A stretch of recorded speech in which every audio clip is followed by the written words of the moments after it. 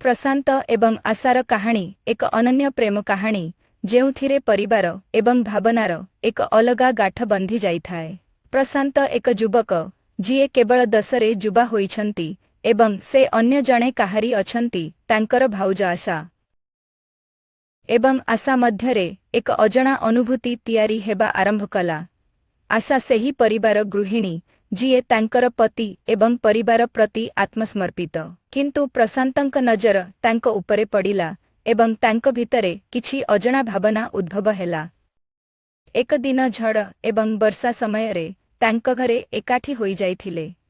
प्रशांत आशांक नजररे एमिति किछि देखिले जाहा तांकर हृदयकु क्षणिक अवस्थारे बांधिदेला। प्रशांत आशांकु भल पाउथिले, किंतु तांक मन आउ किछि आशा करुथिला। आशा केतेबेळे तांक सह कथा हेउथिले, तांकर हस, तांकर अव्यक्त नजर प्रशांतंक भितरे एक अनन्य अनुभूति जमाई देइथिला। प्रशांत एही भावनाकु अवहेला करिपारु नथिले। से एक दिन आशांकु एनेई एक स्पष्ट देखाइले।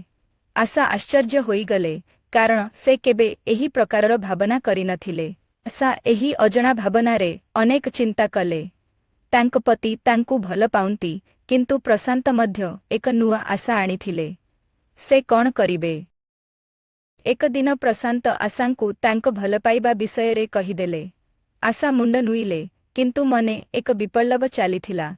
से किपरि एहा समाधान करिपारिबे?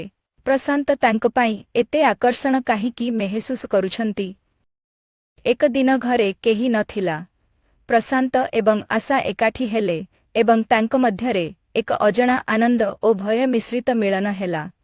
अंतिम रात्रिरे आशा एक निष्पत्ति नेले। से प्रशांतंकु कहिले, प्रेम एक अजणा जागा, किंतु एहा सत्य हेले एहाकु अपहास करिपारिब नाही। एही कहानी प्रशांत एवं आशांक प्रेम कथाकु दर्शाए, जेउथिरे प्रेम एवं आत्मसंघर्ष एक सुंदर युग्मनृत्य।